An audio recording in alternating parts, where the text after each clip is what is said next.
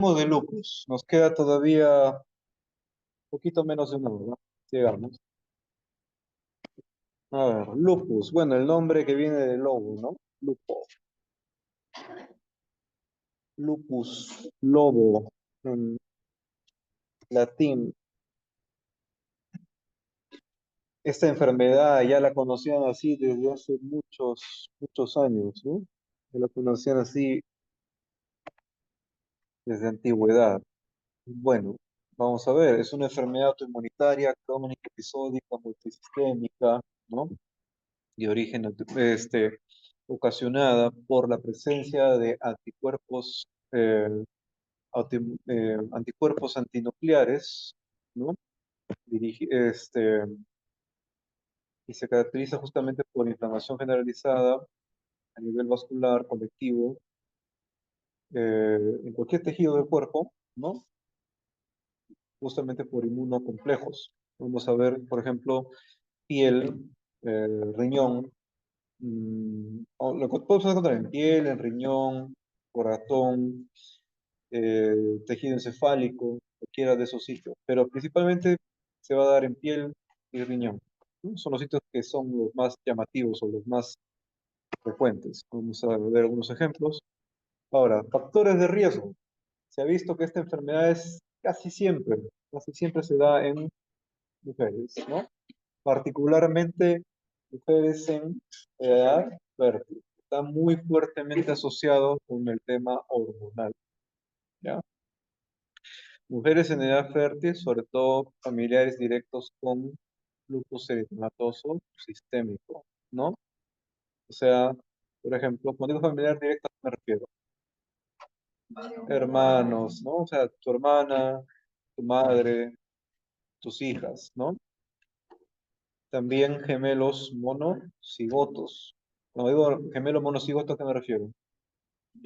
Gemelo real, ¿no? Tu gemelo real, porque también hay ahí el término mellizo, ¿no? O sea, gemelo dicigoto, menos frecuente. Y sobre todo las personas de raza negra, ¿no? Sobre la raza blanca. Raza negra, asiática, ¿no? Mestiza, en menor frecuencia. La raza, pero sobre todo las personas de la raza negra, ¿no?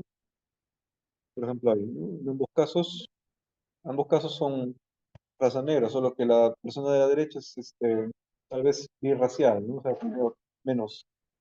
Ahí están los rasos, ¿no? Entonces se ve, es mucho más agresivo. Y esta enfermedad, según la bibliografía, ¿no? Supervivencia 80-90% a los 15 años, pero eso será en países desarrollados.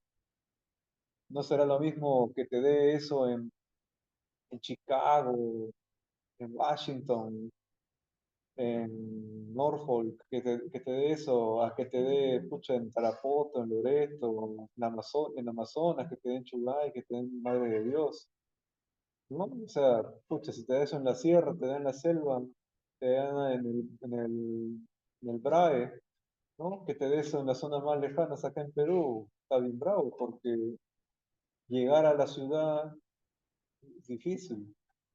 ¿Y por qué? Porque el lupus, lo que te va a matar no es el lupus en sí, son las complicaciones del lupus, es la enfermedad renal. Eso es lo que te va a matar. Bien bravo las complicaciones que trae consigo. Entonces vamos a ver, ¿no?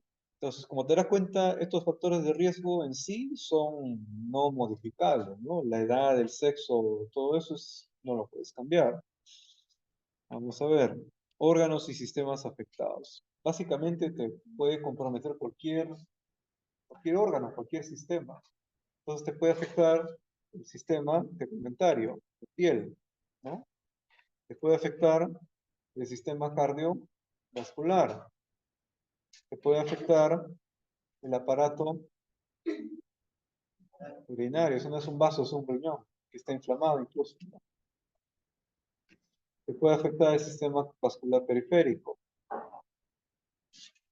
te puede afectar, ¿qué es eso? El hígado es un bazazo, ¿no? Es un sistema hematopoyético, es un hígado, no es un vaso, ¿qué digo? Es un esplenomegalia. Sistema nervioso central en este caso, el aparato locomotor, el sistema musculoesquelético.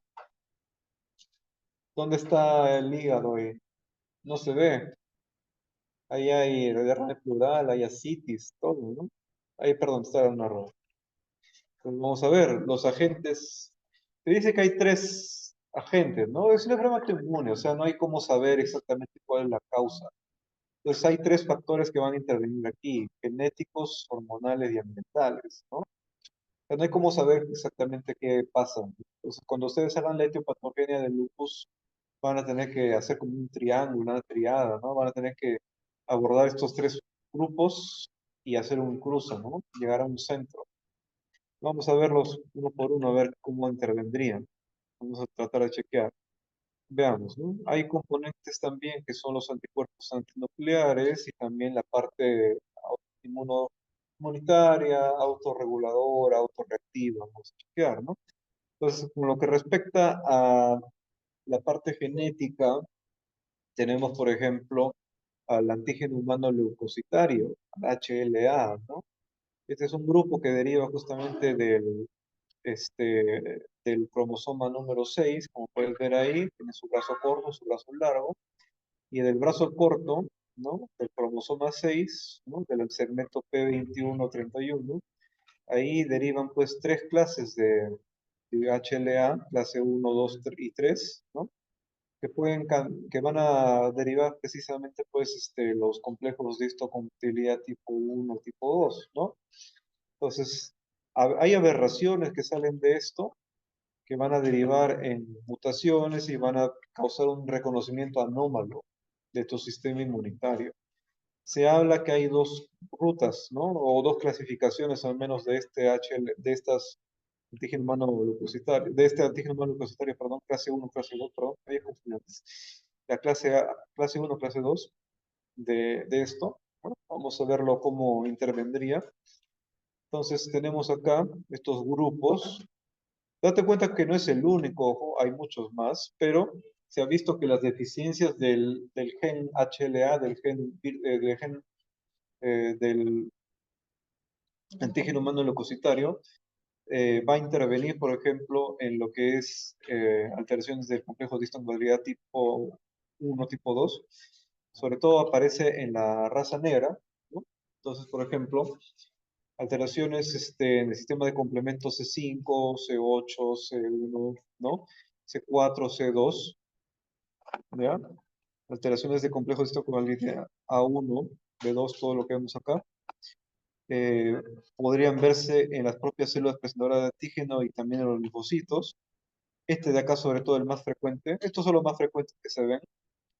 Alteraciones de los genes de complejo de histocompatibilidad tipo DR2 y DR3. ¿Ya?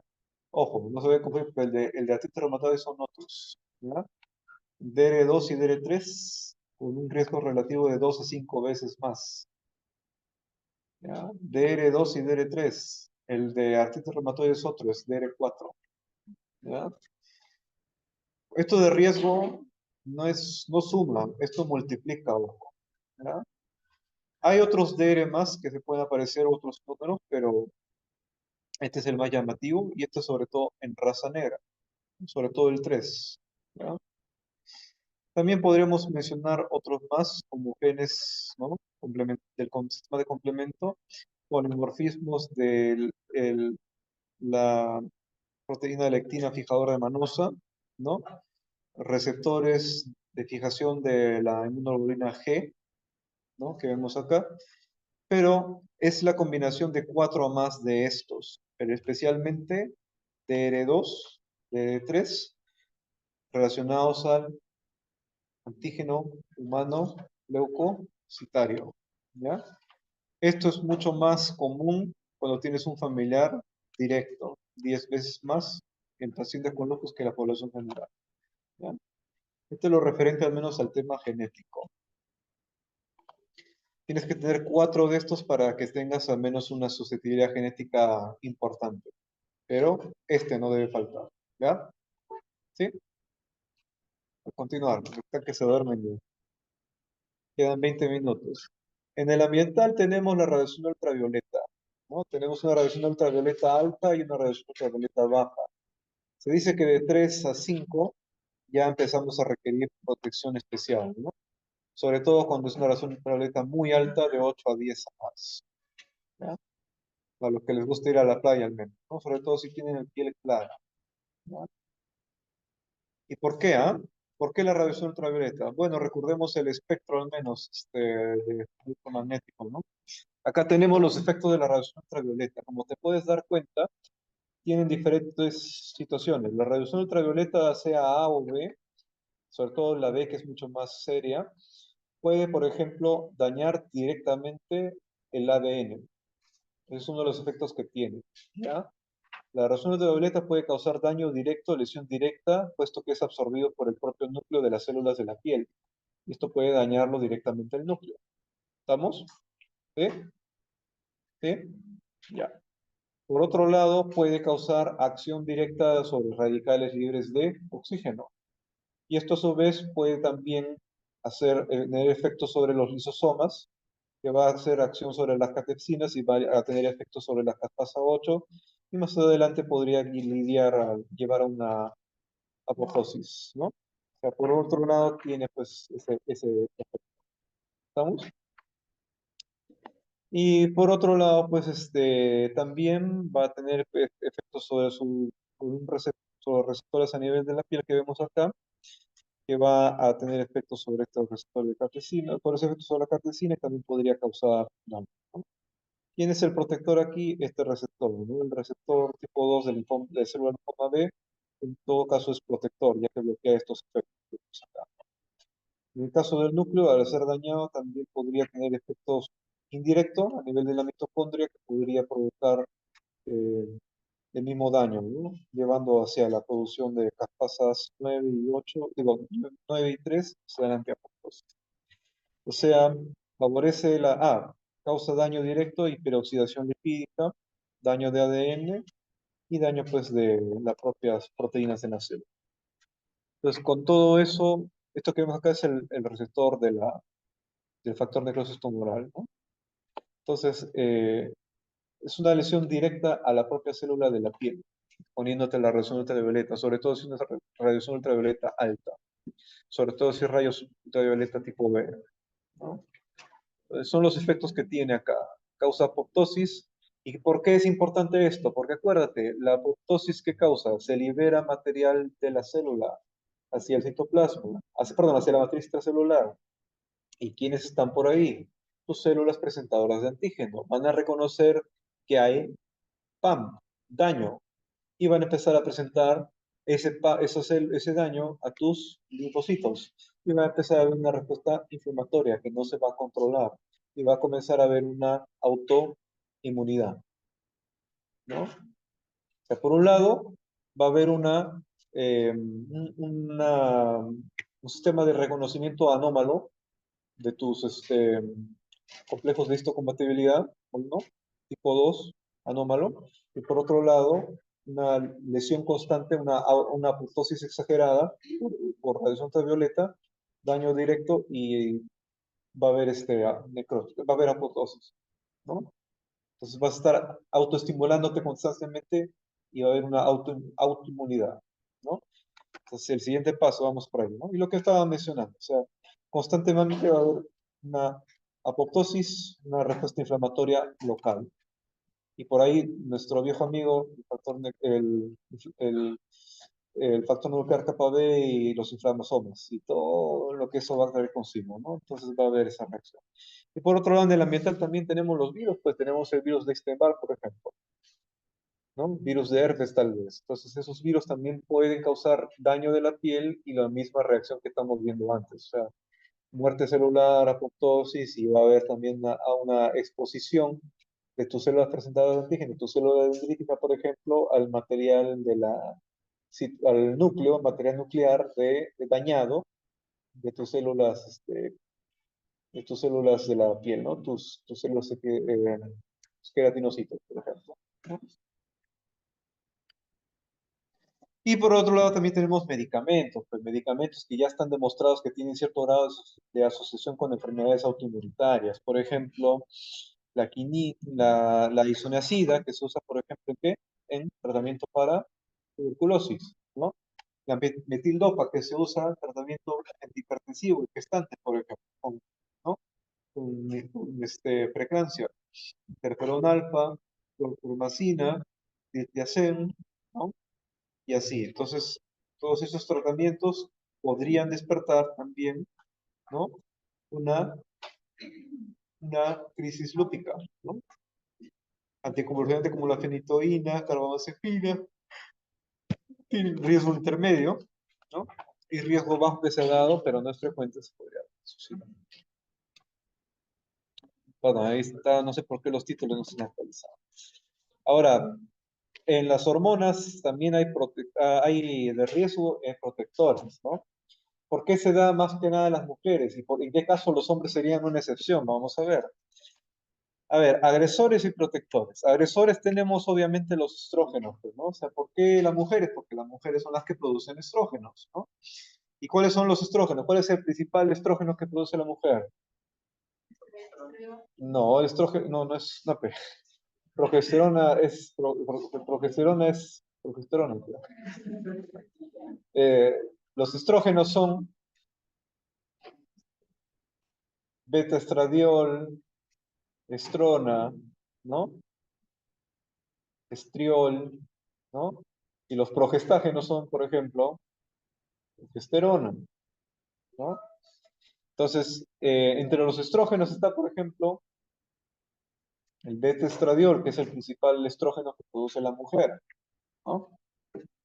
Tenemos la prolactina, que es la principal hormona que produce la mujer para dar de lactar al bebé, ¿no? Tenemos la GnRH, ¿qué es eso? La hormona de crecimiento o la hormona liberadora de gonadotropina. La hormona liberadora de gonadotropina, ¿no? Se sospecha que podría estar esta involucrada. Ya. Y así como hay el estrógeno, ¿cuál será el protector? Los, el opuesto de los estrógenos, no. Los andrógenos, especialmente la testosterona y la dihidrotestosterona, ¿no? Y así como hay la prolactina, la bromocriptina, que es el opuesto, ¿no? Y por ahí, ¿cuál es este de acá? No me acuerdo, creo, no me acuerdo este de acá, no, no, hiperpolarizante, no me acuerdo este de acá ahorita.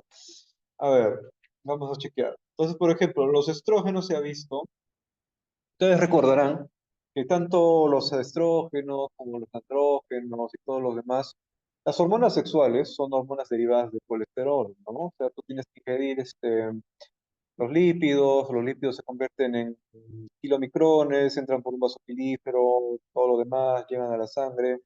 Tu hígado va a ayudar a sintetizar colesterol y finalmente ese colesterol va a ser transformado pues en pregnenolona, ¿no? A nivel ¿cómo se llama? De las células de la granulosa y de la teca, en el caso de la mujer, y esta pregnenolona se va a convertir en progesterona.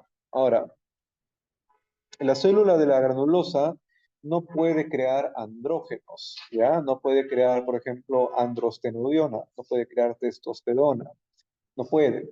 Pero la célula de la teca sí puede. Entonces, toda la progesterona que la célula de la granulosa crea, se la pasa a la célula de la teca, y la célula de la teca crea andrógenos a partir de la progesterona, ¿no? Por ejemplo, 17-alfa hidroxiprogesterona, y luego androstenediona, y finalmente testosterona. Entonces, la androstenediona y la testosterona van a sufrir procesos de aromatización, convirtiéndose finalmente en estradiol. Y el estradiol es el principal estrógeno que la mujer necesita para hacer su proceso de feminización y también el ciclo menstrual, para iniciar su ovulación y todo lo demás, ¿no? Todo lo que necesita para ser mujer, básicamente, ¿no? Entonces, eso es lo normal, ¿ya? Entonces, los estrógenos que va a utilizar pues, para, ¿no? Lo que debe ser. Sin embargo, lo que ocurre acá, más que tener estradiol, por otro lado va a sufrir un proceso de hidroxilación de estronas, creando un producto que se llama 16-alfa hidroxiestrona, ¿no? Entonces, esta 16-alfa hidroxiestrona, que no debería tener al menos, va a tener otro tipo de efectos, y mientras tanto va a ir reduciendo aún más los niveles de testosterona, de hidrotestosterona, de hidrodepiandosterona y otros más, ¿no? Y va a seguir aumentando su luteinizante, que es una de las gonadotropinas, ¿no? Precisamente. O sea, es lo que se ha visto que tiene la mujer, ¿no? Entonces, algunos de los efectos de los estrógenos que se ve que tendrían, ¿no? Por ejemplo, en la célula B ocurriría, se ha visto que hay una mayor diferenciación de la célula B in vitro con producción, perdón, mayor diferenciación de la célula B y producción de inmunoglobulina G, incluyendo inmunoglobulina G anti-DNA de doble cadena, ¿no? Y mayor, menor apoptosis de las células blancas, ¿no? De los linfocitos B blancos y menor producción de, de, mm, de factor necrosis tumoral alfa. Cuando dice menor producción cuando dice menor apoptosis de células blancas, ¿qué quiere decir? Que vas a tener células blancas con mayor vida, o sea, van a estar ahí más tiempo, ¿no? Menor proliferación, en el caso de las células T, menor proliferación, menor respuesta proliferativa a los mitógenos y antígenos. Vas a tener menor expresión de receptores de interleucina 2, menor producción de interleucina 2 en la pared periférica. Vas a tener menores valores de calineurina, perdón, de ARN mensajero de calineurina. Vas a tener mayor expresión de, linfocitos CD40, ¿no? En pacientes con lupus precisamente, y en el caso de los linfocitos vas a tener una producción un poco aumentada de interleucina 10, que bueno, en ese caso sí va a ser un tanto moduladora quizás, ¿no? Son algunos de los efectos que vas a poder visualizar gracias a los estrógenos, pero lo que interesa más al menos es en el caso de la célula T, porque este es el que va a estar constantemente modulando. Entonces tenemos acá algunos de los efectos que se da, ¿no? Pero el problema aquí es que vas a tener mayor proliferación de linfocitos B. El linfocito B es el que va a estar constantemente produciendo los autoanticuerpos. El linfocito B es el que se convierte en célula plasmática y es el que va a estar constantemente produciendo esos autoanticuerpos que se van a unir con los autoantígenos y van a formar inmunocomplejos que se van a depositar en los tejidos afectados.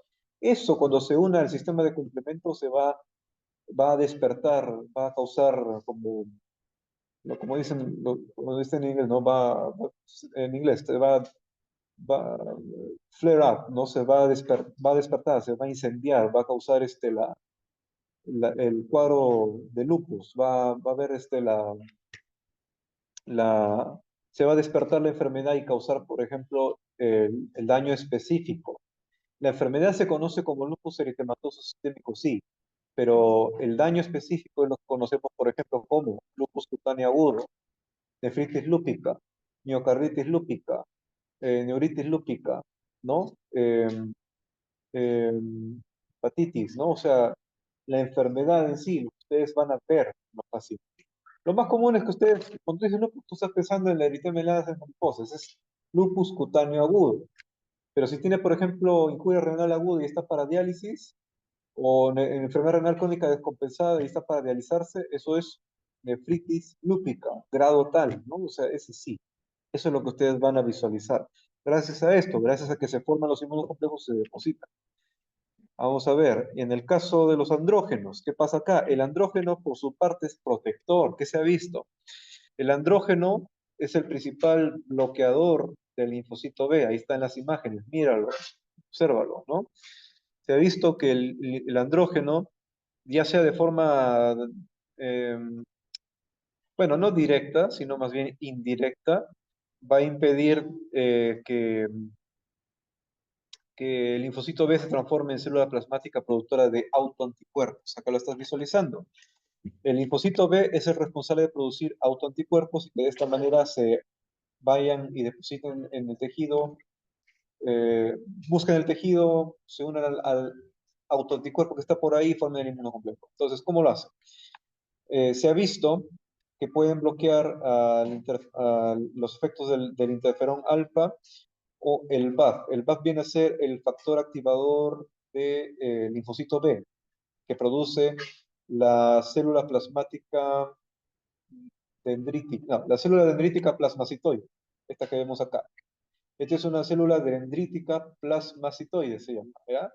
Esta célula dendrítica plasmacitoide reacciona por efecto agonístico sobre sus receptores TOL tipo 7, 8 y 9, ¿ya? O sea, un ligando sobre los receptores TOL 7, 8, 9 que tiene en su superficie, al estimularla produce esto, ¿no? Que va a bloquear el efecto de un macrófago tipo virgen o tipo 2, que es antiinflamatorio, productor de interleucina 10, o un linfocito regulador, o una célula supresora derivada de la célula mieloide, o un linfocito T regulador. Estos son antiinflamatorios, ya que producen interleucina 10, ya que producen defensinas, ¿no? Que bloquean la actividad del linfocito B, impiden que el linfocito B se convierta en célula plasmática. O sea, este bloquea a este, que bloquea a este. Entonces, este bloquea a este, que bloquea a este, que bloquea a este. ¿Te das cuenta, no? Entonces, al bloquear a este, que bloquea a este, que bloquea a este, bloquea esto. ¿Te das cuenta, no? Si capta la secuencia, ¿no? Ya, pues, se protege, pues. Y se ha visto que también, mediante la expresión de esto, favorecería la actividad de estos. Entonces, protege de lupus. Poco chistoso, ¿no? Pero ahí está, pues, o sea, es la bondad de los andrógenos. Por eso a los hombres no nos suele dar no nos suele dar lupus, ¿no? ¿En qué caso nos daría a los hombres lupus? Baja testosterona, ¿no? Ya todo asume de qué manera. Será de repente un hipogonadismo, ¿no? ¿Ya? De repente es una persona que se mete hormonas o que de repente ha perdido los testículos o nunca los tuvo o no descendieron o de repente los amputaron, ¿no? O de repente tuvo agenesia o sufrió un accidente de tránsito, no lo sé, ¿no? Pero ahí está, te lo repito, a ver, ¿no? Este de acá bloquea estos de acá, que deberían bloquear esto de acá, pero como no lo bloquean, este puede crear lupus, ¿no? Pero como este bloquea a este no puede bloquear a ¿no? Entonces, este podría bloquear a este y ya no se da esto, ¿no? Estamos bloqueados. Listo, seguimos. Entonces, el rol de las hormonas en el lupus es muy complejo, pero en resumen, los andrógenos nos protegen y los estrógenos nos ponen en peligro, ¿no? Ahí está. Ah, privilegio de ser hombre, ¿no? Ahí está. Ahí está, pues.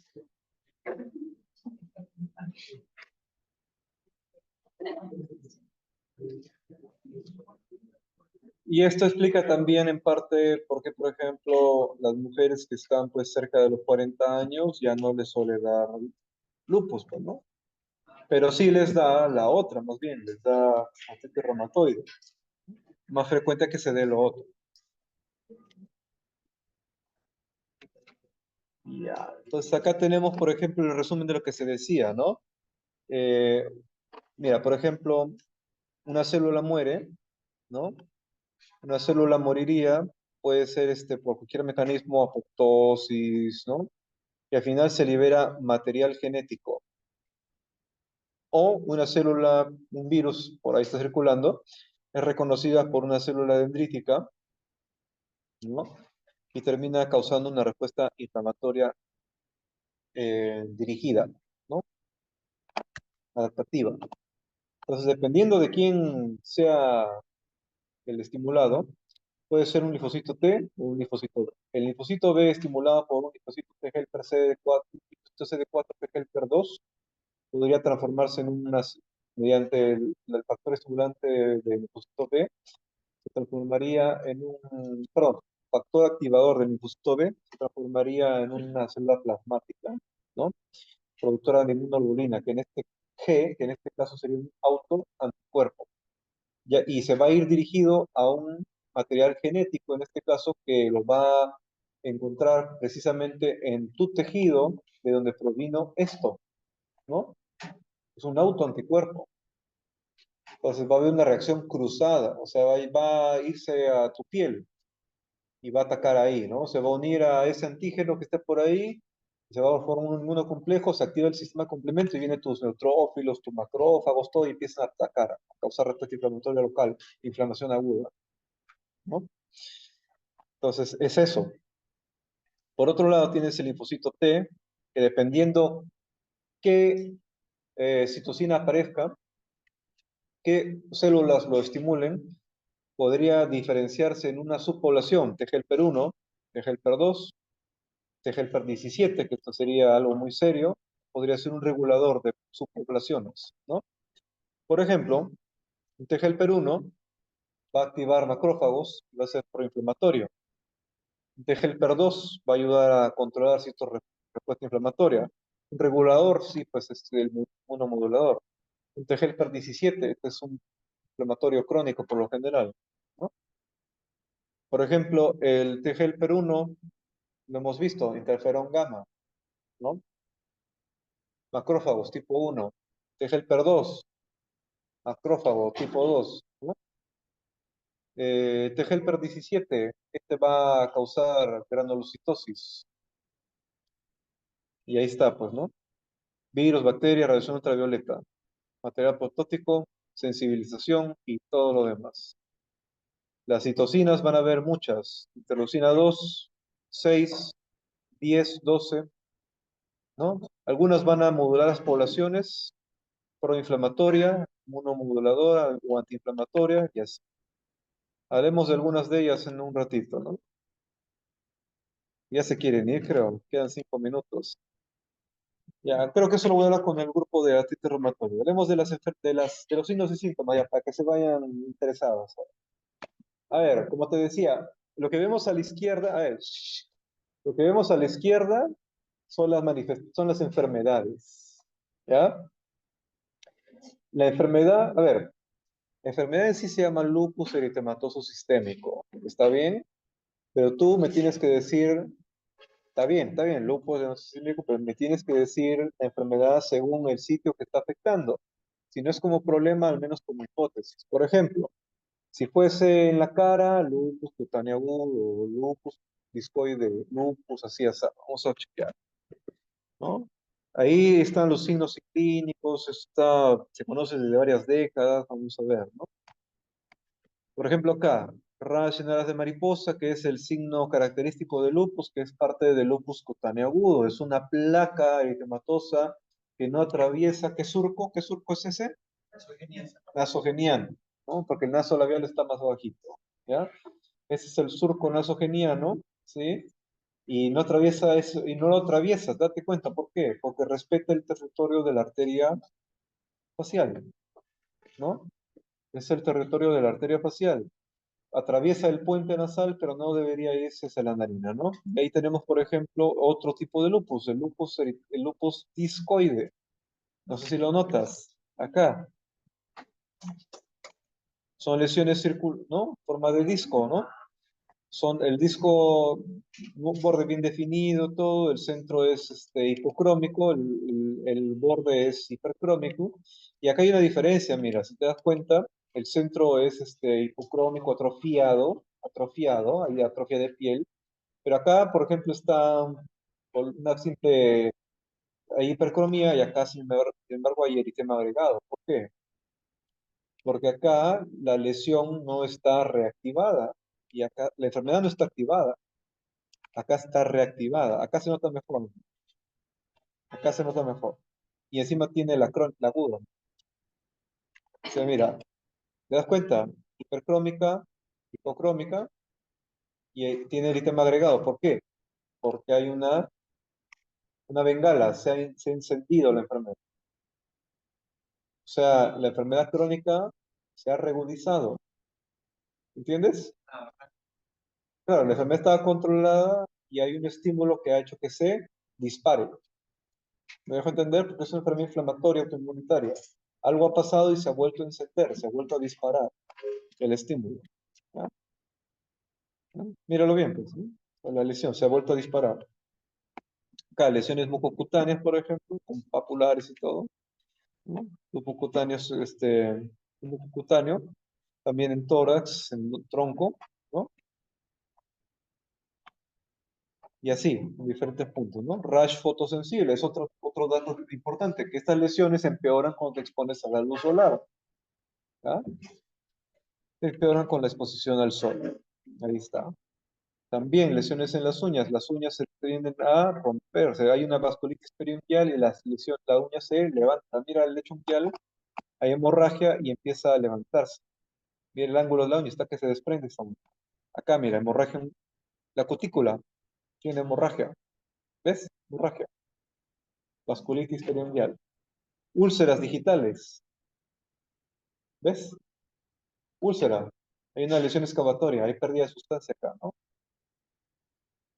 ¿Ves o no la úlcera? No vas a ver. Hay ulceración, ¿no? Úlcera digital, pérdida de sustancia. Acá tenemos alopecia, ¿no? O sea, calvicie, ¿no? O sea, se perdió cabello. Atrofia de piel. Eritema alrededor de la lesión. Y cuando hay se reactiva, se inflama, ahí está roja la lesión. Acá tenemos un fenómeno muy importante, el fenómeno de Raynaud, ¿no? Raynaud se escribe.